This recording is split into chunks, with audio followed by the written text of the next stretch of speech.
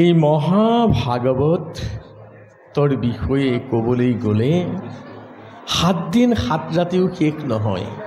তথাপিতো মই থুলমূলকৈহে ক'ব বিচাৰিছোঁ। আমি ভাগৱতৰ ভিতৰত সোমোৱাৰ প্ৰাক মুহূৰ্তত আমি যদি ভাগৱতৰ অক্ষয়ৰ ওপৰত আমি ব্যাখ্যা কৰি চাওঁ, তেতিয়াহ'লে আমি পাম ভাগৱত। এই 4টা অক্ষয়ে আমাক কি শিক্ষা দিছে বাৰু? বিভিন্ন পণ্ডিত মণ্ডলীয়ে আমাক জানিবলৈ দিছে। ভাতিতি সৰ্বলোকেষু জ্ঞাতে সনকাৰি দিভি বৰ্ততে ত্ৰিষু বেদেষু ত্ৰায়তে সকলং জগত। ভা শব্দে আমাক জানিবলৈ দিছে এই বিশ্ব ব্ৰহ্মাণ্ডখনত যিভাগী শাস্ত্ৰই জ্ঞানৰ পোহৰ বিলাইছে, সেইকাৰণে ভাগৱতৰ প্ৰথম অক্ষয় ব্ৰহ্ম হৈছে ভা। জ্ঞতে সনকাৰ দিবি, গ শব্দে জানিবলৈ দিছে সনককে আদি কৰি 4 সিদ্ধই নাৰদকে মুখ্য কৰি ঋষিমুনিসকলে যিভাগী শাস্ত্ৰ গান কৰি জীৱনৰ কল্যাণ সাধন কৰিব পাৰিছিল, সেইকাৰণে ভাগৱতৰ দ্বিতীয় অক্ষয় ব্ৰহ্ম হৈছে গ। বৰ্ততে ত্ৰিষু, অ শব্দই কৈছে বৰ্ততে যে বৰ্তি আছে, ভাগৱতৰ ভিতৰত সোমাই আছে। কি আছে? ত্ৰিষু বেদেষু, 3খন বেদৰ তত্ত্ব, ঋক যজু সাম। সেইকাৰণে ভাগৱতৰ তৃতীয় অক্ষয় ব্ৰহ্ম হৈছে ও। ত শব্দই কৈছে ত্ৰায়তে সকলং জগত, ত্ৰ শব্দ কৈছে ত্ৰাণ কৰে। এই বিশ্ব ব্ৰহ্মাণ্ডখনক ত্ৰাণ কৰিব পৰা একমাত্ৰ শাস্ত্ৰ হৈছে মহাভাগৱত। কিন্তু মন কৰিব লাগিব, ভাগৱতে ত্ৰাণ কৰে বুলিয়েই আমি ভাগৱতত আশ্ৰয় কৰিলেই কিন্তু ভাগৱতে আমাক ত্ৰাণ নকৰিব। কিন্তু কি কৰিব লাগিব? ভাগৱতৰ আমি ভক্ত হ'ব লাগিব। ভাগৱতৰ যদি আমি ভক্ত হ'ব নোৱাৰোঁ, ভাগৱতে কেতিয়াও ত্ৰাণ নকৰিব। ভাগৱতৰ ভক্ত কেনেকুৱা হ'ব লাগিব? পণ্ডিত মণ্ডলীয়ে আমাক জানিবলৈ দিছে। কি বুলি দিছে? এই 4টা অক্ষয় ব্ৰহ্মই কৈছে, ভাগৱত 4টা অক্ষয় কৈছে। কি বুলি কৈছে? ভকাৰং ভাবুকং জ্ঞেয়ং ককাৰং জ্ঞান উদ্ভৱম ওকাৰং বৈষ্ণৱী জ্ঞানম তকাৰং তত্ত্বদৰ্শনম। ভ শব্দই কৈছে ভকাৰং ভাবুকং জ্ঞেয়ং। ভাগৱত প্ৰেমী ভক্তসকল ভাবুক হ'ব লাগিব। ভাবুক মানে অনুসন্ধিৎসু মনৰ গৰাকী হ'ব লাগিব। জানিবৰ কাৰণে হাবিয়াস লাগিব, সেইজনহে ভাগৱতৰ ভক্ত হ'ব পাৰিব। তেতিয়া কি হ'ব? গ শব্দই কৈছে গকাৰং জ্ঞান উদ্ভৱম। গ শব্দই কৈছে অনুসন্ধিৎসু মনৰ ভক্তৰে সঁচা অৰ্থত ভাগৱতৰ জ্ঞান উদ্ভৱ হ'ব। অ শব্দই কৈছে অকাৰং বৈষ্ণৱী জ্ঞানম। কেনেকুৱা জ্ঞান হ'ব লাগিব? বৈষ্ণৱ জ্ঞান হ'ব লাগিব। তকাৰং, ত শব্দই কৈছে তকাৰং তত্ত্বদৰ্শনম। আৰু সেইগৰাকীহে সঁচা অৰ্থত ভাগৱতৰ তত্ত্বদৰ্শী হ'ব পাৰিব। ভাগৱতৰ তত্ত্বখিনি সেইগৰাকী মহাভক্তইহে ভাগৱতৰ তত্ত্ব হৃদয়ংগম কৰিব পাৰিব। এনেই ভাগৱত শুনিলেই নহ'ব। ভাগৱত কাণেৰে শুনা বস্তু নহয়, ভাগৱত হৃদয়েৰে শুনিব লাগিব। হৃদয়েৰে শুনিলেহে ভাগৱতে কামত আহিব। কাণেৰে শুনিলে, এখন কাণেৰে শুনিলে ইখন কাণে ওলাই গুচি যাব। কামত আহিব জানো? কেতিয়াও কিন্তু কামত নাহে। এই মহাভাগৱত ক'ৰ পৰা আহিল বাৰু? আমি মূল দুই এটা তত্ত্বহে ক'ব বিচাৰিছোঁ। মহাভাগৱত ভাগি আহিল ক'ৰ পৰা? আমি যদি বিশ্লেষণ কৰি চাওঁ তেতিয়াহ'লে পাম আদি নিৰঞ্জন প্ৰভুৱে অনাদি অনন্ত প্ৰভুৰ আগতে এই মহাভাগৱতৰ কথা কৈছিল। অনাদি অনন্ত প্ৰভুৱে কালপুৰীয়া নাৰায়ণক কৈছিল। কালপুৰীয়া নাৰায়ণে শ্ৰী নাৰায়ণক ক'লে, শ্ৰী নাৰায়ণে হংস নাৰায়ণক ক'লে, হংস নাৰায়ণে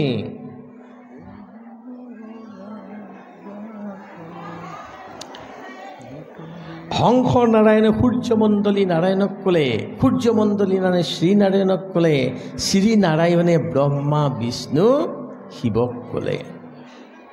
ব্ৰহ্মাৰ মানস পুত্ৰ আপোনালোকে জানে, ব্ৰহ্মাৰ মানস পুত্ৰ হৈছে নাৰদ।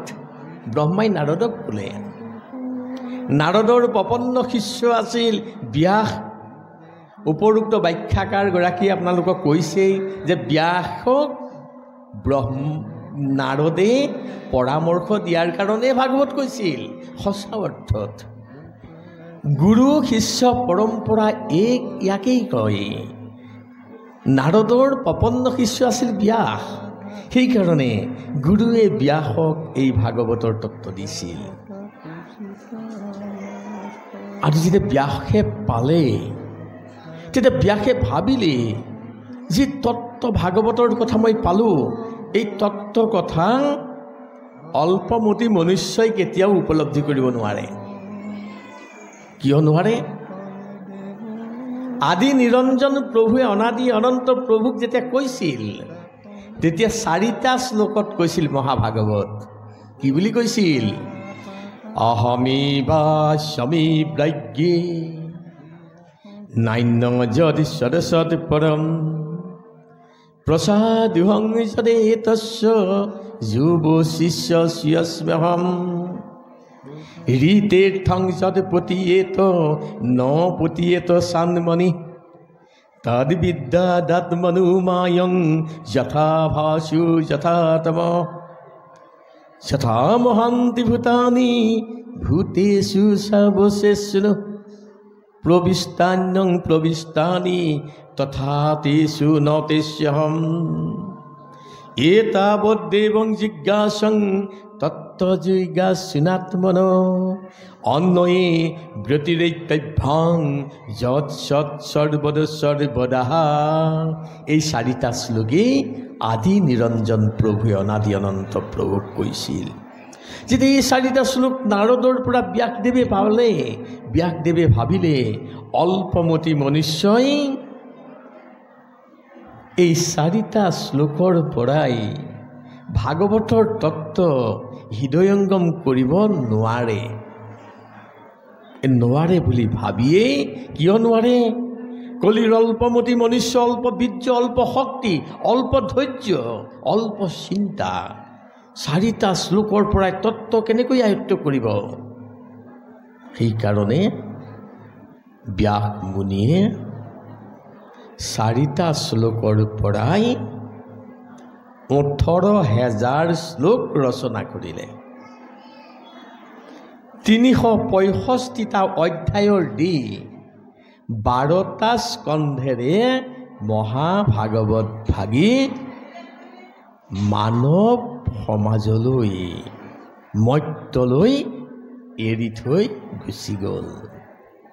যেতিয়া ব্যাসৰ প্ৰপন্ন শিষ্য আছিল শুকমুনি, ব্যাসে এই মহাভাগৱতৰ তত্ত্ব শুকে পালে ব্যাসৰ পৰা। আৰু আপোনালোক সকলোৱে জানে, যেতিয়া ৰাজাধিৰাজ মহাৰাজ পৰীক্ষিত মহাৰাজে যেতিয়া ঋষিৰ শাপগ্ৰস্ত হ'ল, 7 দিনত যেতিয়া তেওঁ মৃত্যুৰ কথা আহি গ'ল, গংগাৰ তীৰত যেতিয়া ব্যাস বশিষ্ঠকে আদি কৰি বিশ্বামিত্ৰ বিভিন্ন ঋষিসকলক লগত যেতিয়া তেওঁ সংগ দিছিল গংগাৰ তীৰত, তেতিয়া ব্যাসক এই ঋষিসকল থাকোঁতে পৰীক্ষিতৰ মনৰ সংশয় কোনেও ছেদ কৰিব পৰা নাছিল। সেই সময়তেই তাত উপস্থিত হৈছিল ব্যাসৰ নন্দন শুক মহাৰাজ, শুকদেৱ মহাৰাজ সেই জেগাত উপস্থিত হৈছিল। আৰু শুকদেৱ মহাৰাজ তাত উপস্থিত হোৱাৰ লগে লগে পৰীক্ষিতে গম পাই গৈছিল যে শুক মহাৰাজেহে মোক মনৰ সংশয় ছেদ কৰি মোৰ কল্যাণৰ কথা ক'ব পাৰিব।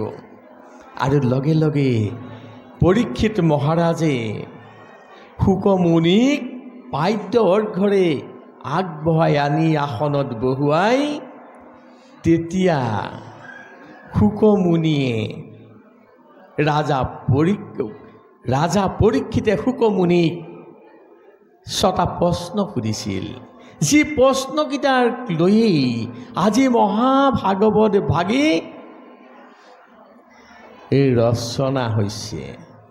প্ৰথম প্ৰশ্নই আছিল, কি কৰিলে জীৱৰ কল্যাণ সাধন হয়? পৰীক্ষিত মহাৰাজক কিন্তু কথাটো চিন্তা কৰিব লাগিব। পৰীক্ষিত মহাৰাজে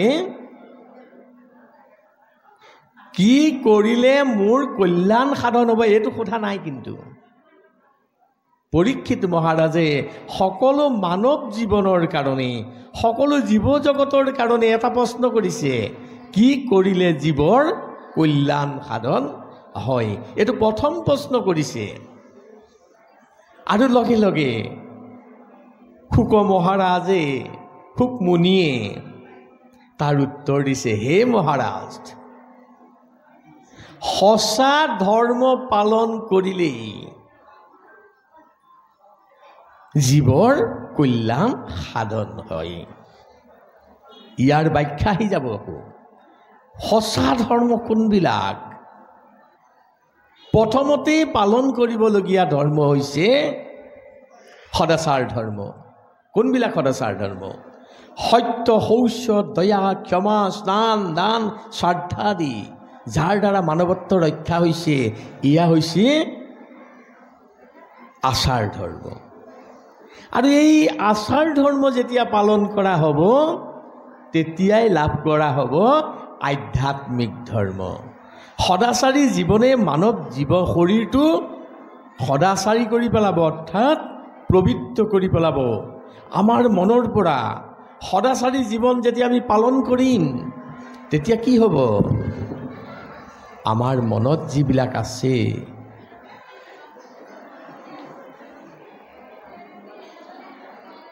কাম, ক্ৰোধ, লোভ, মোহ, দম্ভ, দৈস্য, অহংকাৰ, এইবিলাক নাশ হ'ব। দুৰ্বাসনা, এইবিলাকক কৈছে দুৰ্বাসনা। আমাৰ শৰীৰ, আমাৰ হৃদয়ত যিবিলাক দুৰ্বাসনা আছে, এই দুৰ্বাসনাখিনি নাশ হ'ব কেনেকৈ? সদাচাৰী জীৱন যাপন কৰি থাকোঁতে।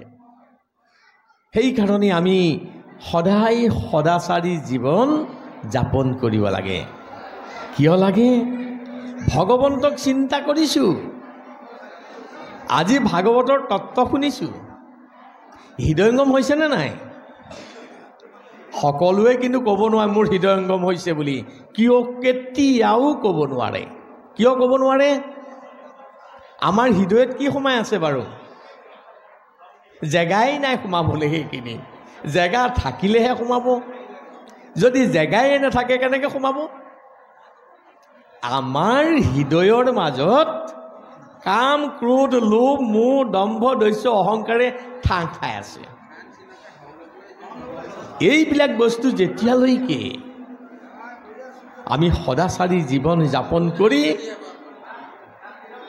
এইবিলাক অঁতৰাব নোৱাৰিম তেতিয়ালৈকে আমি এই ভাগৱতৰ তত্ত্ব হৃদয়ংগম কৰিব নোৱাৰিম। অৰ্থাৎ ভাগৱত হৃদয়েৰে শুনিব নোৱাৰোঁ, কাণেৰে শুনিছোঁ ওলাই গুচি গৈছে। হৃদয়ে শুনিলেহে ইয়াত ৰখাই থ'ব পাৰিম। এতিয়া আমি কাণেৰে শুনিছোঁ, কাণেৰে নুশুনাকৈ হৃদয়েৰে শুনিবৰ কাৰণে আমি কি কৰিব লাগিব? প্ৰথম কাম আছে আমাৰ সদাচাৰী জীৱন যাপন কৰা। সদাচাৰী জীৱন যাপন কৰি হৃদয়েৰে যেতিয়া আমি ভাগৱতৰ তত্ত্ব হৃদয়ংগম কৰিব পাৰিম, তেতিয়াহে ভাগৱতে আমাক কামত আহিব। কিন্তু আজি অতি পৰিতাপৰ বিষয়, আমি এই কথাখিনি আমি প্ৰথম উপায় যদি আমি এইখিনি আমি চিন্তা নকৰোঁ, তেতিয়াহ'লে আমি হৃদয়েৰে কেতিয়াও ভাগৱত শুনিব নোৱাৰোঁ। সেইকাৰণে মহাপুৰুষগৰাকীয়ে আমাক এটা কথা কৈছে, মহাপুৰুষ মাধৱ পুৰুষে কৈছে কি বুলি, যে কৰ্ণ পথে ভকতৰ হিয়াত প্ৰৱেশী হৰি দুৰ্বাসনা হৰে সমস্তৰ। যে আমাৰ হৃদয়ত হৰি নাম শুনোতে শুনোতে দুৰ্বাসনাবিলাক নাশ হ'ব লাগিব। কেনেকৈ নাশ হ'ব?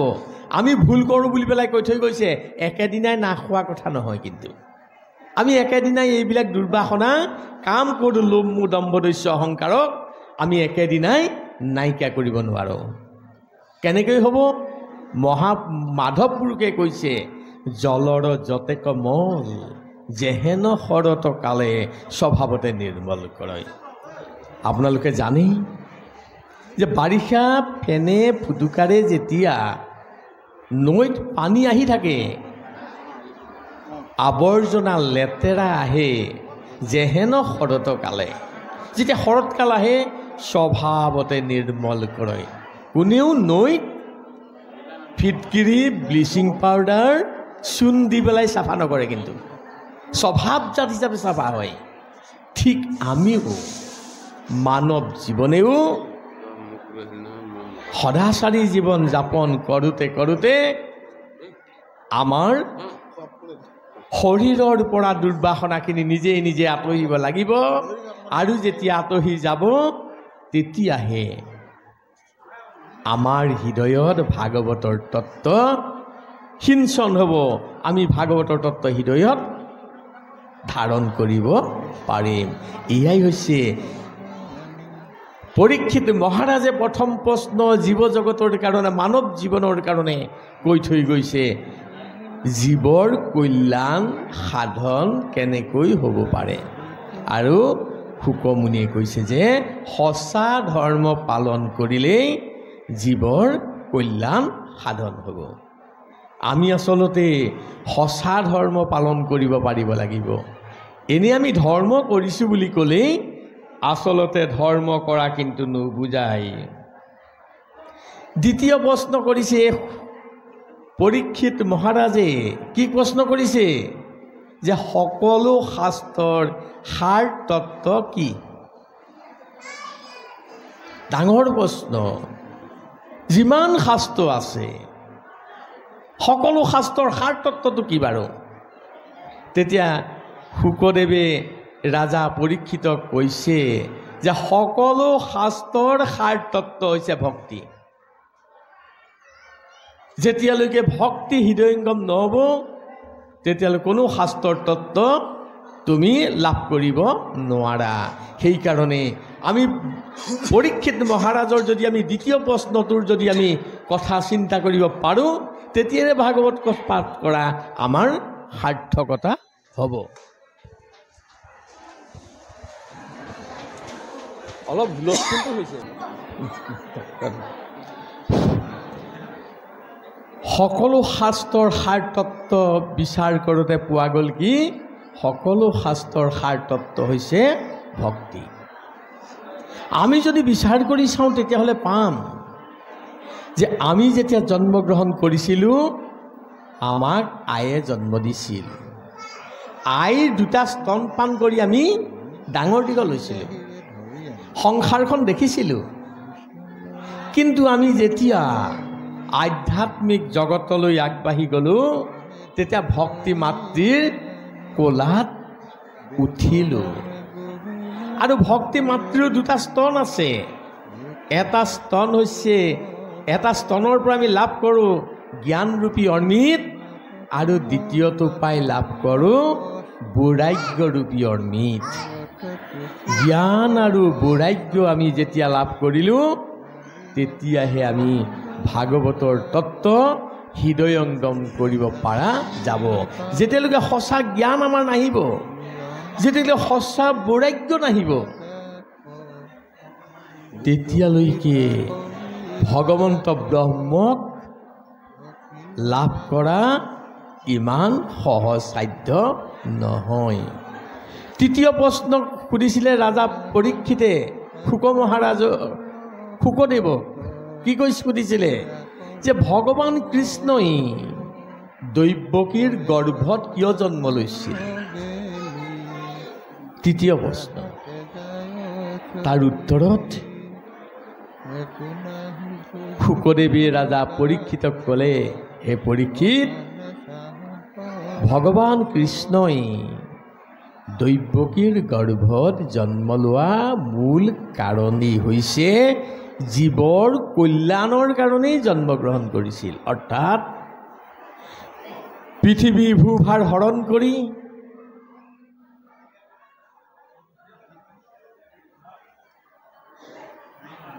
সন্তক পালন আৰু দুষ্টক দমনৰ কাৰণেই কৃষ্ণই দৈৱকীৰ গৰ্ভত জন্মগ্ৰহণ কৰিছিল।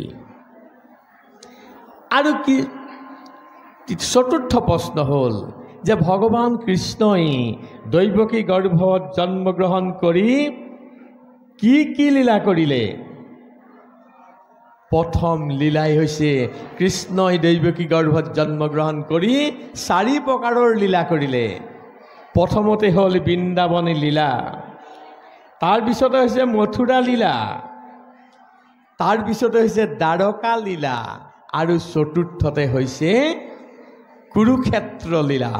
এই 4 লীলা কৰিবৰ কাৰণেই ভগৱান কৃষ্ণই দৈৱকী গৰ্ভত জন্মগ্ৰহণ কৰিছিল। আৰু সুধিছে পঞ্চম প্ৰশ্ন, ভগৱান কৃষ্ণই কি কি অৱতাৰ ধাৰণ কৰিছিল? তেতিয়া শুকমুনিয়ে ৰাজা পৰীক্ষিতক কৈছিল, পৰীক্ষিত মহাৰাজ, ভগৱান কৃষ্ণই মূলতে 24টা অৱতাৰ ধাৰণ কৰিছিল, আৰু এই 24টা অৱতাৰ ধাৰণ কৰি জীৱৰ কল্যাণ সাধন কৰিছিল।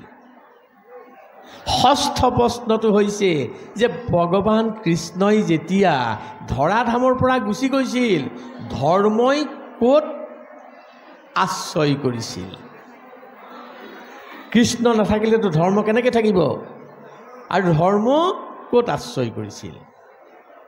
তেতিয়া শুক মহাৰাজে ক'লে, হেৰা, শুকদেৱে মহাৰাজ পৰীক্ষিতক ক'লে, পৰীক্ষিত মহাৰাজ, প্ৰভু ভগৱন্ত ধৰাধামৰ পৰা যোৱাৰ লগে লগে ধৰ্মই আশ্ৰয় ল'লে ভাগৱতৰ ভিতৰত, আৰু কৃষ্ণৰ সকলো শক্তি ঐশ্বৰ্য ভাগৱতৰ ভিতৰত খোদিত হৈ থাকিল। এই 6টা প্ৰশ্নৰ পৰাই মহাভাগৱতৰ তত্ত্ব আহি গ'ল। যি কথাখিনি আকৌ নৈমিষাৰণ্যত সহস্ৰ ঋষি, শৌনককে আদি কৰি সহস্ৰ ঋষিয়ে সূতক এই প্ৰশ্ন সুধিছিল। যেতিয়া ৰাজা পৰীক্ষিতক সুধি আছিল, পৰীক্ষিতক শুকদেৱে কৈ থাকক সূতে শুনিছিল। সূতৰ প্ৰপন্ন শিষ্য আছিল মনোহৰ সূত। সূতে মনোহৰ সূতক ক'লে, মনোহৰ সূতৰ প্ৰপন্ন শিষ্য আছিল শংকৰাচাৰ্য। শংকৰাচাৰ্যক ক'লে, শংকৰাচাৰ্যৰ প্ৰপন্ন শিষ্য আছিল শ্ৰীধৰ স্বামী। শংকৰাচাৰ্যই শ্ৰীধৰ স্বামীক ক'লে, শ্ৰীধৰ স্বামীৰ প্ৰপন্ন শিষ্য আছিল ভাস্কৰাচাৰ্য। তেওঁ ভাস্কৰাচাৰ্যক ক'লে, ভাস্কৰাচাৰ্যৰ প্ৰপন্ন শিষ্য আছিল নৃসিংহ পৰমানন্দ। ভাস্কৰাচাৰ্যই নৃসিংহ পৰমানন্দক ক'লে, নৃসিংহ পৰমানন্দৰ প্ৰপন্ন শিষ্য আছিল ৰত্নভাৰতী। তেওঁ ৰত্নভাৰতীক ক'লে। ৰত্নভাৰতীৰ প্ৰপন্ন শিষ্য আছিল মহাভাৰতী। তেওঁ মহাভাৰতীক ক'লে। মহাভাৰতীৰ প্ৰপন্ন শিষ্য আছিল পুৰুষোত্তম ভট্টাচাৰ্য। তেওঁ পুৰুষোত্তম ভট্টাচাৰ্যক ক'লে। পুৰুষোত্তম ভট্টাচাৰ্যৰ প্ৰপন্ন শিষ্য আছিল বিষ্ণুপুৰী সন্ন্যাসী। তেওঁ বিষ্ণুপুৰী সন্ন্যাসীক ক'লে। আৰু বিষ্ণুপুৰী সন্ন্যাসীৰ প্ৰপন্ন শিষ্য আছিল ব্ৰহ্মানন্দ। বিষ্ণুপুৰী সন্ন্যাসীয়ে ব্ৰহ্মানন্দক ক'লে। ব্ৰহ্মানন্দৰ প্ৰপন্ন শিষ্য আছিল জগদীশ। ব্ৰহ্মানন্দই জগদীশক ক'লে। আৰু জগদীশৰ পৰাই লাভ কৰিলে মহাপুৰুষ শ্ৰীমন্ত শংকৰদেৱে।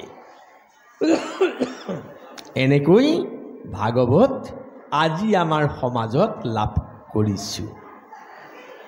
আৰু মহাপুৰুষ শংকৰদেৱে যেতিয়া লাভ কৰিলে, মহাপুৰুষ শংকৰদেৱেও ভাবিলে যে অসমৰ অল্পমতি মনুষ্যসকলে সংস্কৃতৰ ভাগৱত অধ্যয়ন কৰি কেতিয়াও ইয়াৰ তত্ত্ব আয়ত্ত কৰিব নোৱাৰিব বুলি ভাবি অসমীয়ালৈ এই ভাগৱত ৰচনা কৰি পেলালে।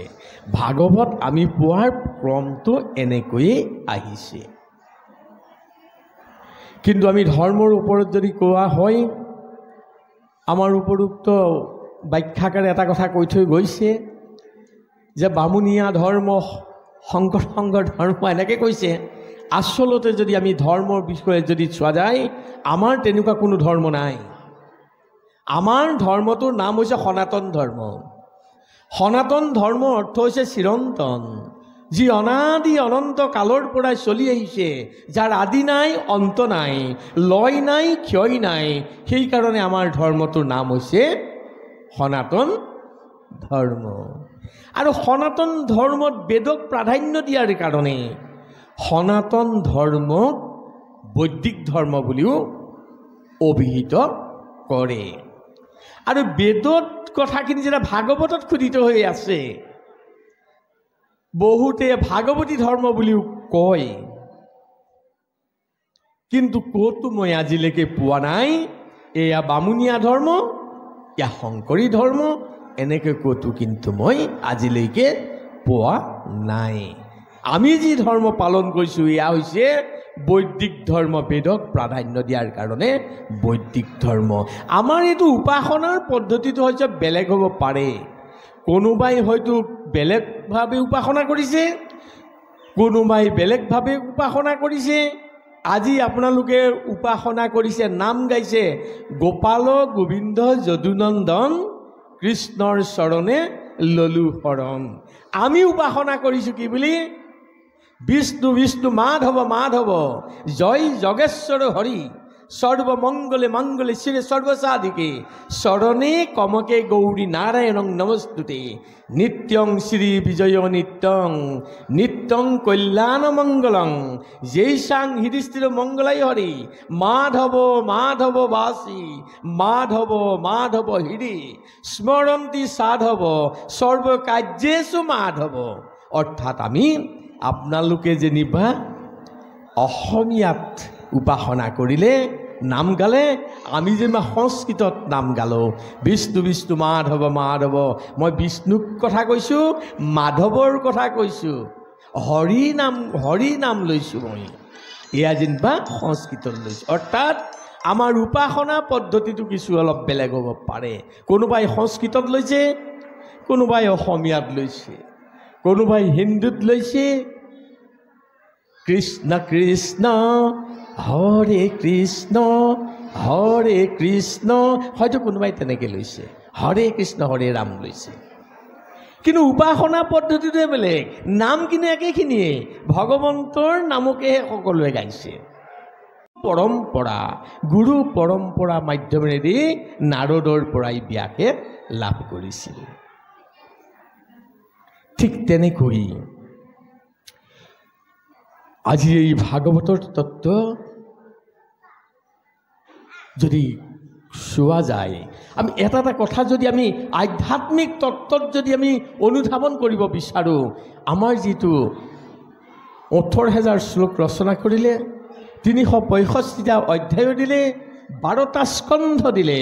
স্কন্ধ শব্দ যদি আধ্যাত্মিকত আমি যদি ব্যাখ্যা কৰি চাওঁ তেতিয়াহ'লে পাম স্কন্ধ শব্দ অৰ্থ কি বাৰু? স্কন্ধ শব্দ অৰ্থ হৈছে কান্ধ। যেনেকৈ সৰু সৰু ল'ৰা ছোৱালীক নিজ পিতৃয়ে বোকা পংকৰ পৰা পাৰ কৰাই দিবৰ কাৰণে কান্ধত তুলি যেনেকৈ পাৰ কৰাই দিয়ে, ঠিক তেনেকৈ আমি ভাগৱত প্ৰেমী ভক্তসকলকো আমি যদি ভাগৱতৰ যদি আশ্ৰয় কৰোঁ, ঠিক তেনেকৈ ভৱ সমুদ্ৰৰূপী এই সাগৰখন ভাগৱতৰ স্কন্ধে আমি পাৰ হৈ যাব পাৰিম। কিন্তু তাৰ কাৰণে আমাক কি লাগিব? সঁচা ভক্তি লাগিব। সঁচা ভক্তিৰ অবিহনে কেতিয়াও সঁচা জ্ঞান লাভ নহয়। এই বিদ্যা লাভ হ'বলৈ হ'লে সঁচা ভক্তি লাগিব। বিদ্যা কিন্তু দুই প্ৰকাৰ। এক প্ৰকাৰ বিদ্যা হৈছে পৰা বিদ্যা, এক প্ৰকাৰ বিদ্যা হৈছে অপৰা বিদ্যা। পৰা বিদ্যা কোনবিলাক আৰু অপৰা বিদ্যা কোনবিলাক আমি ভালদৰে জানিব লাগিব। পৰা বিদ্যাই হৈছে যিখিনি আধ্যাত্মিক বিদ্যা, সেইখিনি হৈছে পৰা বিদ্যা। যি ভগৱন্তমুখী চিন্তা, যি ভগৱন্তমুখী কৰ্ম, যি আধ্যাত্মিকী শিক্ষা, এয়াই হৈছে পৰা বিদ্যা। আৰু অপৰা বিদ্যা কোনবিলাক? যি বিদ্যাৰ দ্বাৰা আমি অৰ্থ কৰি জ্ঞান লাভ কৰোঁ, সাংসাৰিক জীৱনত চলিবৰ কাৰণে আমি যিখিনি অৰ্থৰ প্ৰয়োজন হয় সেইখিনি লাভ কৰোঁ, সেয়া হৈছে অপৰা বিদ্যা। এতিয়া ভাগৱতৰ যিটো বিদ্যা, এয়া হৈছে পৰা বিদ্যা, অৰ্থাৎ ঈশ্বৰমুখী চিন্তা বিদ্যা। এই বিদ্যা আমি যদি সূক্ষ্ম ভাৱেৰে আমি যদি ইয়াক অধ্যয়ন কৰিব পাৰোঁ, নিশ্চয় আমি এই ভৱ সমুদ্ৰ পাৰ হোৱাত কোনো অসুবিধা কিন্তু নহ'ব। কিন্তু আৰু এটা কথা আমি ক'ব বিচাৰিছোঁ, আমাৰ উপৰোক্ত ব্যাখ্যাকাৰে কৈ গৈছে, আন দেৱী দেৱ নকৰিবা শিৱ। হয়, কাৰ কাৰণে কৈছে? যাৰ মন হৃদয়ত ভক্তি গদগদ হোৱা নাই তেওঁলোকৰ কাৰণে কৈছে। কিয় কৈছে? মহাপুৰুষগৰাকীয়ে কৈছে যে যত দেখা চৰাচৰ হৰিময় নিৰন্তৰ, হৰিত পৃথক কেহু নাহি। যিমান চৰাচৰ দেখিছা সকলো হৰিময়, হৰিত পৃথক কেহু নাহি। যিজন ভকতিহীন তেওঁহে দেখে ভিন্ন ভিন, কৃষ্ণৰ মায়াই তেওঁক মোহে। যদি আমাৰ মনত যদি মায়াটো বেছি থাকে তেতিয়াহ'লে আমি কালীক কালী হিচাপে দেখিম, দুৰ্গাক দুৰ্গা হিচাপে দেখিম, মোৰ দেউতাক মোৰ দেউতা হিচাপে দেখিম, তেখেত লোকৰ দেউতা মই তেওঁ পৰৰ দেউতা হিচাপে দেখিম। এয়া হৈছে মায়া। যদি আমি মায়াটো নাইকিয়া কৰিব পাৰোঁ, আজি যিসকল ভকত আহিছে, এখেত বৰগোহাঁই, এখেত গগৈ, তেখেত হাজৰিকা, শইকীয়া দেখা নাই, নামঘৰলৈ আহোঁতে কি বুলি দেখিছোঁ? সকলো আমি এক ভকত। এইটো মায়া নাই। যেতিয়া আমি তেখেতক বৰগোহাঁই দেখিম, তেওঁ বুঢ়াগোহাঁই দেখিম, আপোনাক হাজৰিকা দেখিম, ভেদ ভেদ দেখি গ'লোঁ, মানে বেলেগ বেলেগ দেখি গ'লোঁ, তেতিয়াহ'লে মায়া সোমাই গ'ল মোৰ মনত। সেইকাৰণে মায়া যেতিয়া ছেদ হ'ব, সকলোকে আমি সমান দেখিম। যত দেখা চৰাচৰ হৰিময় নিৰন্তৰ, সকলোকে হৰি হিচাপে আমি দেখিব পাৰিম। যিটো দৰ্শন আমাক মহাপুৰুষে দি থৈ গৈছে, কুকুৰ চিগাল গৰ্দৰ্ভৰো আত্মাৰাম। কিন্তু মনত ৰাখিব, কুকুৰ চিগাল গৰ্দৰ্ভ আত্মাৰাম, আত্মাটোকহে ৰাম বুলি কৈছে, কুকুৰটোক নাই কোৱা। কিয় নাই কোৱা? কুকুৰটোক একে আত্মা বুলি যদি ভৰিত ধৰি সেৱা কৰিবলৈ যায় ঘেংকে কাম মাৰি দিব, সেইটো কোৱা নাই। কিন্তু কি কৈছে যে আত্মা সকলোৰে সমান বুলি কুকুৰটোক তুমি অন্যায় নকৰিবা, তাক কিবা এটা খাবলৈ তুমি দিবা, তাক ভৰিত ধৰি সেৱা কৰিবলৈ কোৱা নাই। কিন্তু আত্মা পূজা তেতিয়াহে হ'ব সকলো জীৱক যেতিয়া দয়াৰ চকুৰে চোৱা হ'ব। সেয়া হৈছে আত্মাৰাম দেখা নিচিনা। কুকুৰটোক ভৰিত ধৰি সেৱা কৰিবলৈ কোৱা নাই একে আত্মা বুলি, গাধটোক ভৰিত ধৰি সেৱা কৰিবলৈ কোৱা নাই, কিন্তু গাধটোক খাবলৈ দিবলৈ কৈছে। কুকুৰটোক দেখিলেই ফম উঠি মাৰিবলৈ হাত দিছে, একে আত্মা। সি যেতিয়া দুখ পাব তোমাৰ আত্মা একে দুখ পাব, এইটোহে ক'বলৈ কৈছে। আত্মাৰাম বুলি ক'লেই সেইটো কথা কোৱা নাই। এনে ভাৱেৰে যেতিয়া আমি বুজিম, আমি সকলোকে যেতিয়া সমদৃষ্টিৰে চাব পাৰিম, যিটো আমাৰ বেদত কৈছে, যিটো আমাৰ সকলো শাস্ত্ৰত কৈছে। কি কৈছে? মাতৃবৎ পৰদাৰেষু পৰদৈব্যেষু লুষ্ঠবৎ। মাতৃবৎ পৰদাৰেষু। সকলো মহিলাক যেতিয়া আমি মাতৃজ্ঞানে দেখিম, আজি হ'বনে কেতিয়াবা ধৰ্ষণ? আজি বলৎকাৰ হ'ব জানো? সকলোকে যদি আমি মাতৃজ্ঞানে চাব পাৰোঁ, আমি বেদৰ কথা মানিছোঁ নে নাই? নাই মনা। বেদে আমাক সেই শিক্ষা দিছে, ধৰ্মশাস্ত্ৰই সেই শিক্ষা দিছে। মাতৃবৎ পৰদাৰেষু। আমি মাতৃ বুলি যদি তেখেতকো ভাবিব পাৰোঁ, তেতিয়াহ'লে মোৰ বেয়া ভাৱটো তেখেতলোকলৈ কেলৈ আহিব? বেদে আমাক এই শিক্ষা দিছে। কিন্তু মোৰ মাক যেনে জ্ঞানে দেখোঁ, যেনে জ্ঞানে চাওঁ, যি ভক্তিৰে চাওঁ, মই লোকৰ আইসকলকো একে ভক্তিৰে চাব লাগিব। এয়া হৈছে ভাগৱত ধৰ্ম। পৰদৈব্যেষু লুষ্ঠবৎ। লোকৰ বস্তু এটা পৰি আছে, মাটিৰ চপৰা বুলি ভাবিলোঁ, মোক কিন্তু মোবাইল এটা প্ৰয়োজন। এই টেবুলতে পৰি আছে, মোৰ মনটো গৈ আছে, লৈ যাব পাৰিলে মই বাচিলোঁ, মোক এটা মোবাইল প্ৰয়োজন। কিন্তু আমাৰ শাস্ত্ৰই কি কৈছে? পৰদৈব্যেষু লুষ্ঠবৎ। সাধাৰণ মাটিৰ চপৰা, এইটো লোকৰ বস্তু, মাটিৰ চপৰাৰ লগৰ প্ৰয়োজন নাই, কোনো ভেলু নাই। মোৰ যদি মনটোত তেনেকৈ আহে, লোকৰ বস্তু মাটিৰ চপৰাৰ লগৰ মোক নালাগে। এইটো কথা ক'বলৈ গৈছে। অৰ্থাৎ মোৰ বেয়া মনটো তাৰ পৰা আঁতৰাই নিছে। এয়া ভাগৱত ধৰ্ম। আমি এনেকৈ যদি চিন্তা কৰোঁ, এই তেতিয়াহে ভাগৱত ধৰ্ম হ'ব। এনেই ভাগৱত শুনিলেই, ভাগৱতৰ ব্যাখ্যা কৰিলে ভাগৱত ধৰ্ম নহয়। ভাগৱত ধৰ্ম অনুকৰণ কৰিব লাগিব। অনুকৰণ, ভাগৱত ধৰ্ম আমি অনুকৰণ কৰিব লাগিব। আমি আজি ভাৰতীয় সনাতনী ধৰ্মী হিচাপে, আমি সনাতনী ধৰ্মী হিচাপে আমি 5গৰাকী মাতৃক সেৱা কৰিব পাৰিব লাগিব। তেতিয়াহে আমি সনাতনী ধৰ্ম হ'ব পাৰিম। আমাৰ 5গৰাকী মা আছে। কোন কোন বাৰু? আমিতো দেখাত এগৰাকীহে মা দেখিছোঁ, কিন্তু ভাৰতীয় সনাতন ধৰ্মই 5গৰাকী মাতৃক স্বীকাৰ কৰিছে। প্ৰথমগৰাকী মাতৃ হৈছে জন্মদাতা মাতৃ, 1 নম্বৰ মাতৃ মোৰ। দ্বিতীয়গৰাকী মাতৃ হৈছে ধৰিত্ৰী মাতৃ। ধৰিত্ৰী অৰ্থাৎ পৃথিৱী, অৰ্থাৎ মোৰ দেশখনৰ মাতৃক মই শ্ৰদ্ধা কৰিব শিকিব লাগিব। যেনেকৈ মই মাতাক শ্ৰদ্ধা কৰোঁ, মোৰ জন্মদাতা মাতাক, তেনেকৈ মই দেশৰ মাতাক সেৱা কৰিব লাগিব। দ্বিতীয়গৰাকী মাতৃ। তৃতীয়গৰাকী মাতৃ হৈছে ভক্তি মাতৃ। যদি আমি ভক্তিক যদি হৃদয়ংগম নকৰোঁ, ঈশ্বৰ কৃষ্ণক পৰম ব্ৰহ্মক আমি কেতিয়াও লাভ কৰিব নোৱাৰোঁ। তৃতীয়গৰাকী মাতৃৰ নাম হৈছে ভক্তি মাতৃ। চতুৰ্থগৰাকী মাতৃৰ নাম হৈছে বেদ মাতা। বেদ শব্দ অৰ্থ কিতাপ নহয়, বেদ শব্দ অৰ্থ হৈছে জ্ঞান। জ্ঞানকো মাতাৰ লগত তুলনা কৰা হৈছে।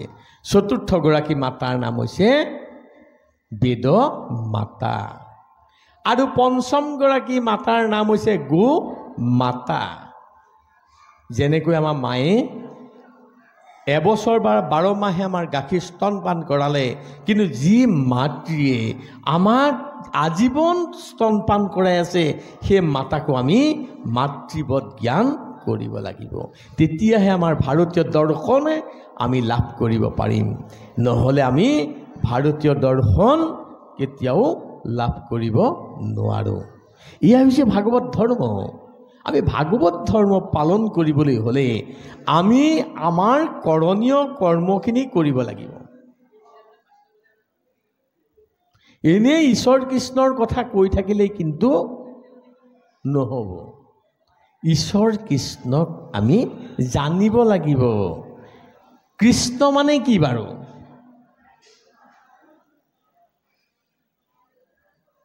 কৃষি ভূবাস্য নিবৃত্তিবাসক পয়ুৰেকং তয়ুৰেকং পৰম ব্ৰহ্ম কৃষ্ণ ইতি বিধীয়তে।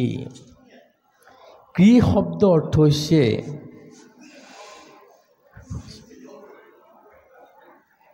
পৃথিৱী, ন শব্দ অৰ্থ হৈছে আনন্দ। যি এই পৃথিৱীত আনন্দ প্ৰদান কৰিব পাৰে সেয়াই হৈছে কৃষ্ণ।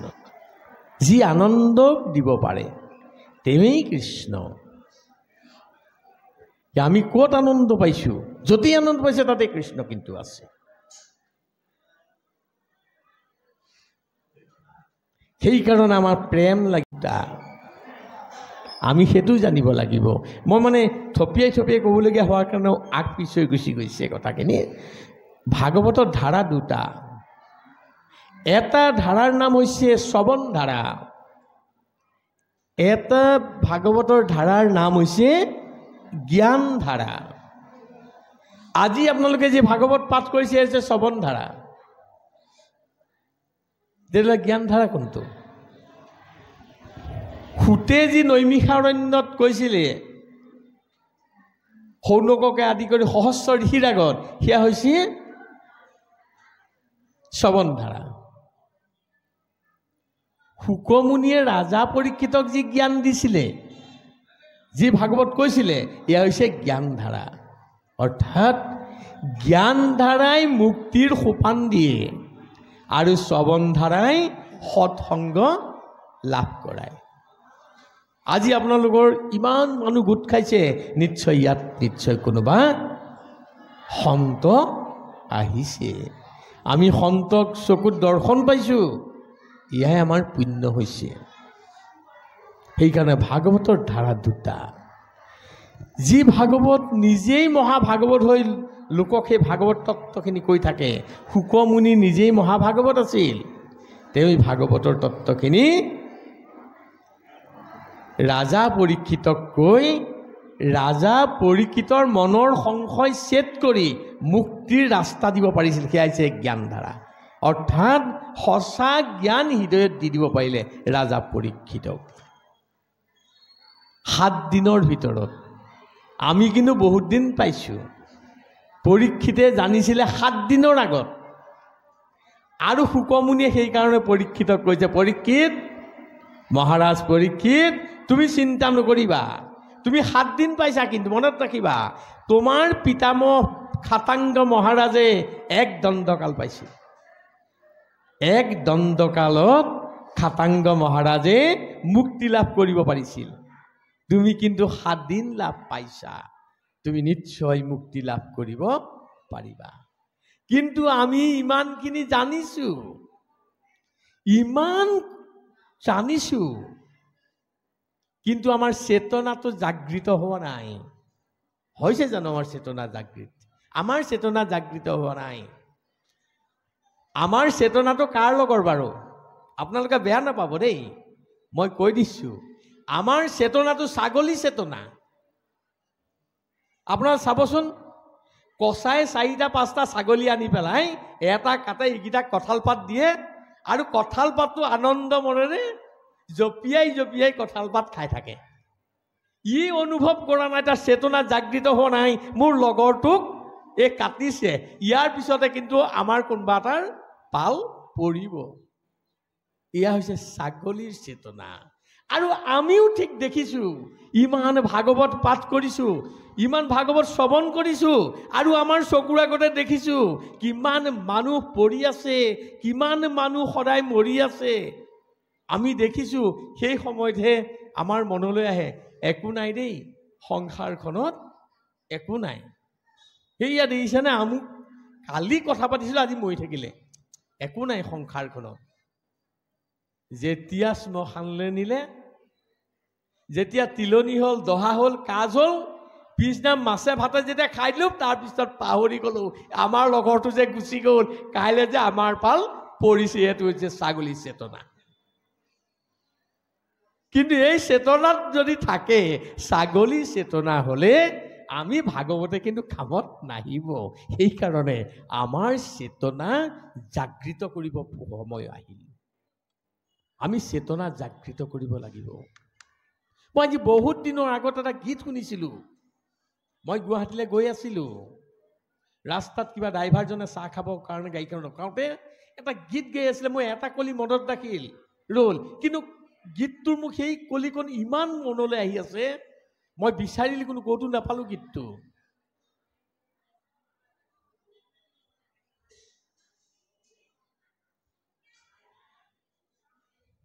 মনে বিচৰা চিতে বিচৰা পাগল এটা নাপালো মই, মনে বিচৰা চিতে বিচৰা পাগল এটা নাপালো মই, নকল পাগল য'তে ত'তে, নকল পাগল য'তে ত'তে, আচল পাগল নাপালো মই, মনে বিচৰা।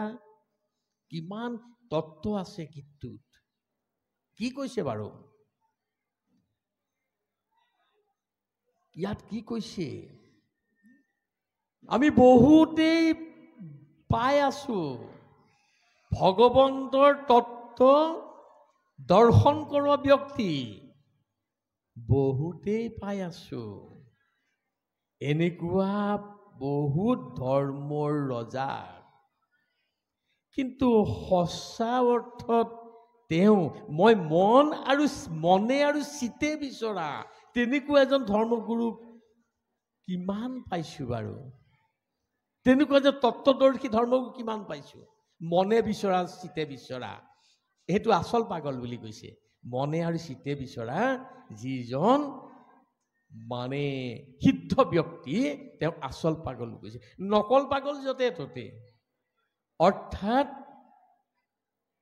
ভাও দিয়া মানুহ য'তে ত'তে পোৱা যায়। আচল পাগল নাপালো মই। কিমান তত্ত্ব আছে বাৰু গীতটোত। যিটো কথা মহাপুৰুষ শংকৰদেৱে কৈছে, ভাৰতৰ দেশতো আছে অনেক দোকানী, নিচিনি কিনিলে পিছে মিলিব বিঘিনি। ভাৰত দেশত অনেক দোকান আছে, কোনটো আচল কোনটো নকল যদি আমি চিনি নাপাওঁ, আমাৰ কিন্তু পিছত বিপদ হ'ব। সেইকাৰণে আচল বস্তু কিনিবৰ কাৰণে সঁচা দোকানৰ পৰা বস্তু আনিব লাগিব, তেতিয়াহে সঁচা বস্তু পাম। আৰু সঁচা ধৰ্ম আমি যদি বিচাৰ কৰোঁ, সঁচা গুৰু যদি আমি বিচাৰ কৰি চাওঁ, তেতিয়াহ'লে পৰম্পৰা গুৰু হ'ব লাগিব। পৰম্পৰা আগৰ পৰা যিটো লাইন আছে পৰম্পৰা গুৰুৰ, তেনে গুৰুৰ পৰা জ্ঞান লাভ কৰিলেহে আমাৰ কামত আহিব। কিয়? আপোনালোকৰ প্ৰশ্ন আহিব পাৰে, সেইজন গুৰুৰ গুৰিত আমি জ্ঞান ল'লে কি কামত আহিব? আমি যদি পাহৰি যাওঁ, তেওঁ পৰম্পৰা এটা আছে, তেওঁৰ পিছৰজনক গৈ আমি সুধি সেই সংশয় ছেদ কৰিব পাৰিম। সেইকাৰণে পৰম্পৰা আমাৰ গুৰুৰ একান্তই কিন্তু প্ৰয়োজন। সেইকাৰণে চিনি গুৰু ভকতি কৰিব কৈছে। আৰু ভাগৱতৰ তত্ত্ব কিন্তু জানিবৰ কাৰণে মহাপুৰুষ গৰাকীয়ে কৈছে কি বুলি? মহাপুৰুষে যিখিনি লিখিছিলে তেওঁ এটা কথা কৈছে বোলে, যেবে টিকা ভাষ্য চাই চোৱাইটো কথা নাই, নিন্দা তেবে বুলিবা আমাক। তাৰমানে যেবে টিকা ভাষ্য চাই, আজি ভাগৱত অসমীয়ালৈ আনিছে, যেবে টিকা ভাষ্য চাবা, মই যি শাস্ত্ৰৰ পৰা আনিছোঁ মূল শাস্ত্ৰখন চাবা, তাত টিকা ভাষ্য কৰা আছে। অৰ্থাৎ টিকা ভাষ্য মানে প্ৰতিটো শব্দৰ অৰ্থ সুন্দৰভাৱেৰে টীকা ভাষ্য কৰি থোৱা আছে। ইয়াত যদি বুজি নোপোৱা সেইখন চাই ল'বা। কিন্তু যেবে টীকা ভাষ্য চোৱাইতো কথা নাই, নিন্দা তেবে বুলিবা আমাক। যদি আমাৰ ভুল হৈছে তাৰপিছত নিন্দা কৰিবা, মূলটো কিন্তু চাই ল'বা। সেইকাৰণে আমি আপোনালোকক অনুৰোধ কৰিছোঁ, ভাগৱতৰ তত্ত্ব জানিবৰ কাৰণে আমাৰ কিছু সংস্কৃত জ্ঞানৰ আৱশ্যক একান্তই প্ৰয়োজন। ভাগৱত বহুত আছে। এতিয়া ভাগৱতৰ তত্ত্ব আয়ত্ত কৰিবৰ কাৰণে এতিয়া অৰ্মিত বৰশিনী যিখন ভাগৱত, সেইখন চালে প্ৰতিটো তত্ত্ব মানে অন্যয় সতি তাত লাভ কৰিব পৰা যায়। অৰ্মিত বৰশিনী ভাগৱত, তেতিয়াহে সেইখন যদি চোৱা যায় তেতিয়া অসমীয়াখন সুন্দৰভাৱে এনেও পৰা যাব। ক'ত কিটো আছে তেতিয়া গম পোৱা যাব। কিন্তু আজি অতি দুখৰ বিষয়, কেতিয়াবা ভাগৱত পাঠ কৰি থাকে, ইখন ভাগৱতৰ লগত সিখন ভাগৱত নিমিলে। কিন্তু এজনে যদি পাঠ কৰে ইজনে ক'লে ক'ত পাঠ কৰিছে, কিন্তু মিলিব লাগিব নহয়। নিমিলে। কিয় নিমিলে? অসমীয়াটো নিজৰ কৰি পেলাই বেলেগ কৰি লৈ যাব পৰা যায়, কিন্তু সংস্কৃতৰখন যদি আজি চাই, আজি অৰ্মিত বৰশিনীখন যদি ভাগৱত চাই, আৰ্যশাস্ত্ৰ ভাগৱত চাই, কিমান অধ্যায় বোলে আমুক অধ্যায় ইমান নম্বৰ শ্লোক, যিখনতে চাই একেটাকেহে পাব, কিন্তু অসমীয়াখন পোৱা নাযায়। ইয়াত আমি নিজৰ কৰিও কিছু সোমোৱাব পাৰোঁ। সাহিত্যিকো সোমোৱাই আমাৰ এতিয়া আপুনি চাবচোন, দত্ত বৰুৱাৰ লগত কেশৱানন্দৰ নিমিলে, কেশৱানন্দৰ লগত আৰু দুখনমান আছে, কাৰো ইখনৰ লগত সিখন নিমিলে। আমি এখন কিতাপ লিখিছিলোঁ 24 অৱতাৰৰ তাত্ত্বিক বিশ্লেষণ। মই ভাবিলোঁ সংস্কৃতৰ পৰা যদি লেখোঁ সকলোৱে বুজিব নোৱাৰিব। ভাগৱতৰ পৰা লিখিবলৈ যাওঁতে ইখনৰ পৰা লিখিলোঁ, সিখন চাওঁতে নেমিলে। এতিয়া মোৰ পিছত মোৰে পাজুল লাগিছিলে, যেনে তেনে সামৰিলোঁ আৰু। কিন্তু এই অৱস্থা, আজি যদি এইখন ভাগৱত চাই যাওঁ, কালি সিখন ভাগৱতৰ এইটো পদ ইমান নম্বৰত আছিলে, সেইখন ভাগৱতত নাই। কোনখন বা লিখিছিল তাকো পাহৰিলোঁ। এটা লাগিল এটা বিচাৰি খুচাৰি আকৌ পিছত মিলাই মেলি থ'বলগীয়া হ'ল। এয়া কিন্তু সংস্কৃতৰ হ'লে কিন্তু সেইটো নহ'ব। যিখন কিতাপ যি নম্বৰত পোৱা যায় সেইটোকে পোৱা যাব। সেইকাৰণে আমি আমাৰ মূলৰ লগত সম্পৰ্ক থাকিলে বেছি কামত আহিব। বেছি কথা নকওঁ, ইমানকেই কৈ আমাৰ বক্তব্য সামৰণি মাৰিছোঁ। যিহেতু পাঠকসকল অথনিৰ পৰা বহি আছে, তেখেতলোকৰ নিশ্চয় আমনি লাগিছে। ইমানকে কৈ আমাৰ থুলমূল বক্তব্য আমি সামৰণি মাৰিছোঁ। অসতুমাস্য দিগময় তমস্যুমা জ্যোতিগময় মৃত্যুমা অমিতংগময়। ওম শান্তি, ওম শান্তি, ওম শান্তি। জয় গোবিন্দ।